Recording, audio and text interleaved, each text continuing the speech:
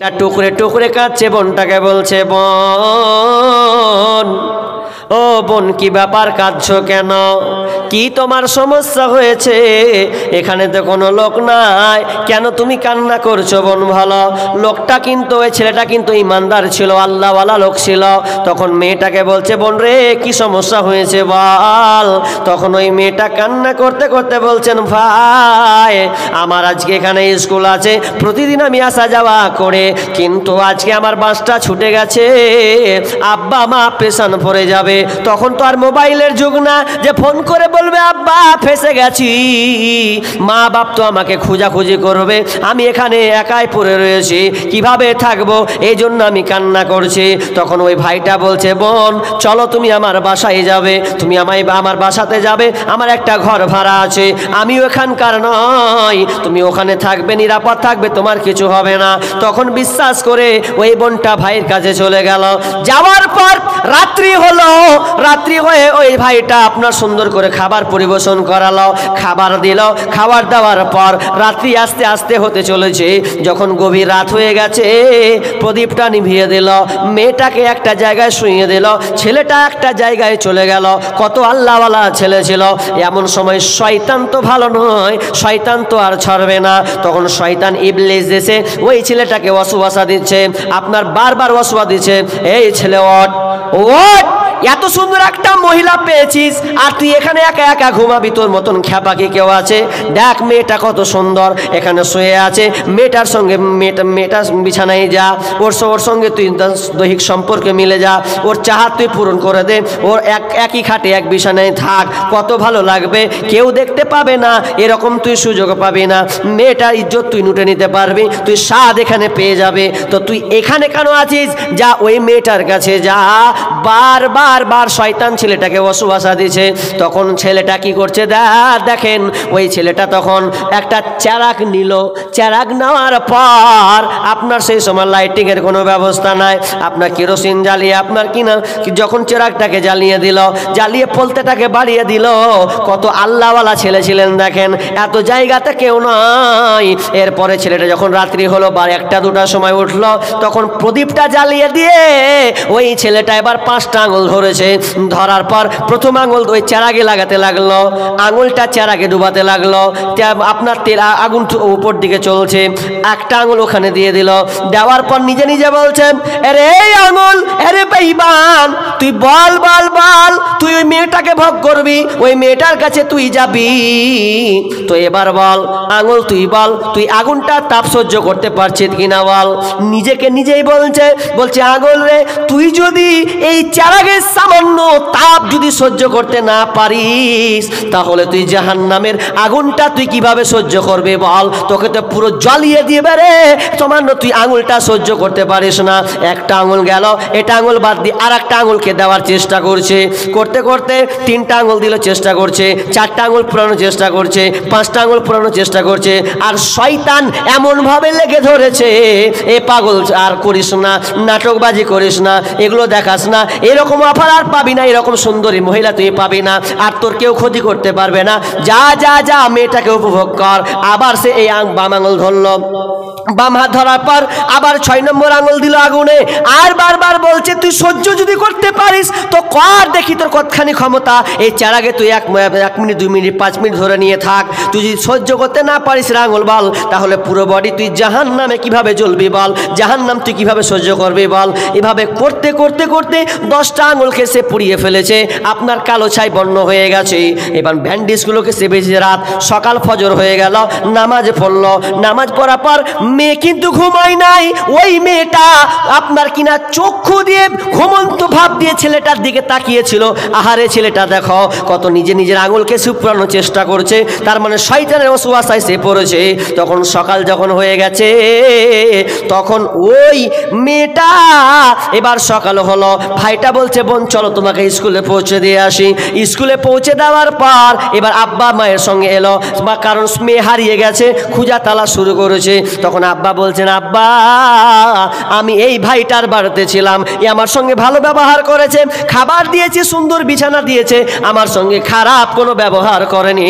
তো আমি এই ছেলেটা এত মুগ্ধ হয়েছি আব্বা, আমি ঘুমানোর সময়টা দেখেছিলাম সেই ছেলেটা নিজের একটা নয়, দুইটা নয়, 10টা আঙুল পর্যন্ত পুড়িয়ে দিয়েছে।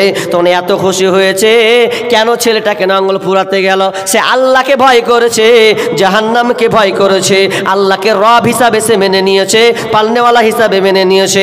আল্লাহর প্রতি তার বিশ্বাস ছিল যে আল্লাহ একজন, তিনি তো দেখছেন আমি খারাপ কাজ করব, আল্লাহ তো এটা দেখতে পাচ্ছেন, তো আল্লাহর চোখে আমি এই খারাপ কাজটা কেমন করে করতে পারি। আর আমার কি অবস্থা জি ভাই, প্রেমিকা ধরেছে ফোন, তো রাত 12টার পরে বলছে হ্যালো, ঘুমাওনি? না ঘুমাইনি, তোমার লেগে জেগে আছি। এবারে ফোন ধরে নিলে তো গল্প চলছে, এদিকে বাপ ঘুমিয়ে আছে, মা ঘুমিয়ে আছে, ভাই ঘুমিয়ে আছে, আর এরা 2টা তাহাজ্জুদের নামাজ পড়ছে, মোবাইলের তাহাজ্জুদের নামাজ পড়ছে। কেমন আছো? কত ভিডিও কল করছে। মোবাইল আসিল কি দোলা লাগিল, পড়াশোনায় মন বসে না। মোবাইল আসিল কি দোলা লাগিল, পড়াশোনায় মন বসে না। পেটে ভাত নাহি যাক, পরন কাপড় নাহি থাক,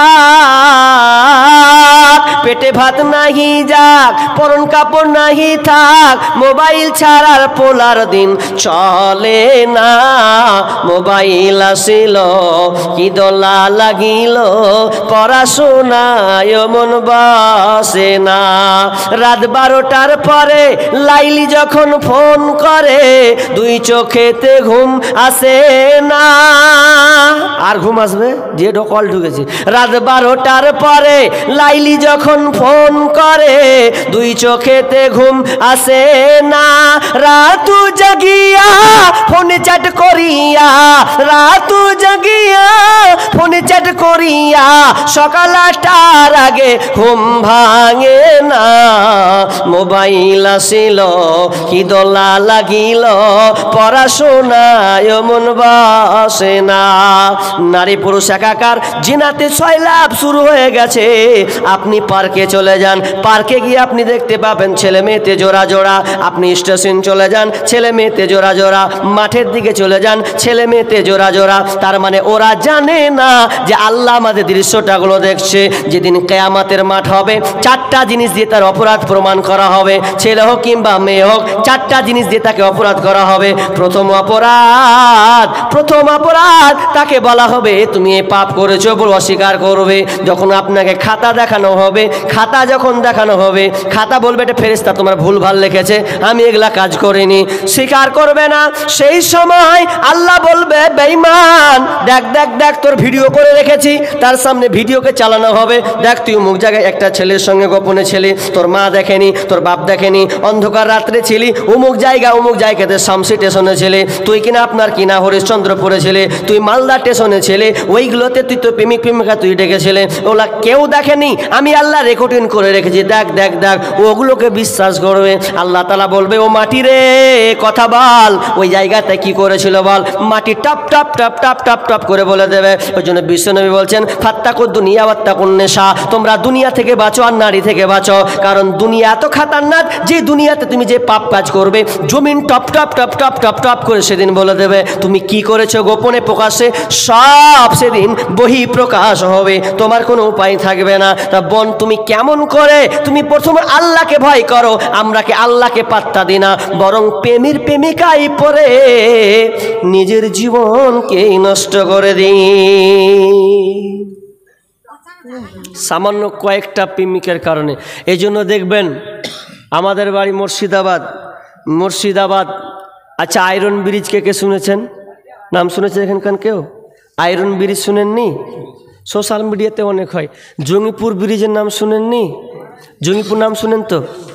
ওই জঙ্গিপুর ব্রিজে কত মেয়ে যে ঝাঁপ দিয়ে মরে তার ঠিক ঠিকানা নাই। কেন গো?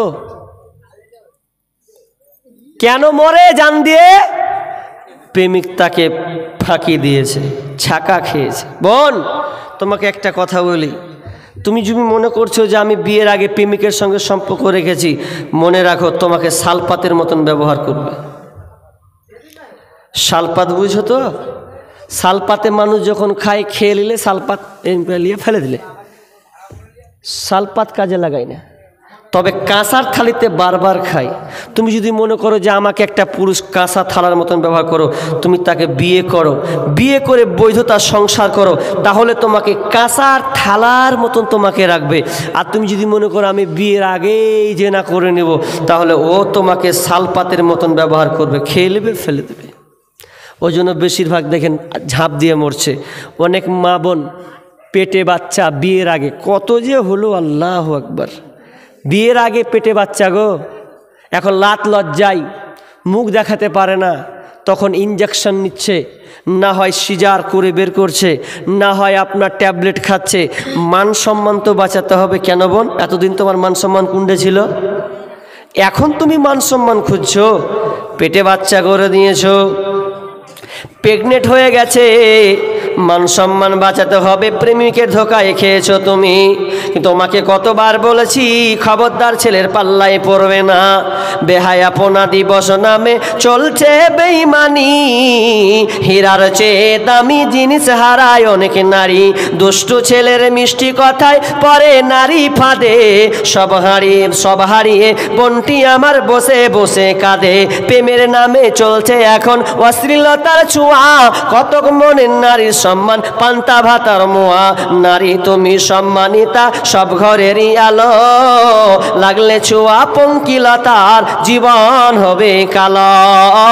অথচ আজকে মা প্রেমিকের ছাকায় খেয়েছে, প্রেগনেন্ট হয়ে গেছে, এই জন্য বাচ্চাটাকে মেরে ফেলবে। ভারতের নিউজ, এবিসি নিউজ বলছে প্রত্যেক বছরে 5 লাখ শিশুকে হত্যা করা হয়, প্রত্যেক বছরে 5 লাখ শিশুকে হত্যা করা হয়। কারা করে? তো বেশি বোনেরা বেশি করে। কেন করে?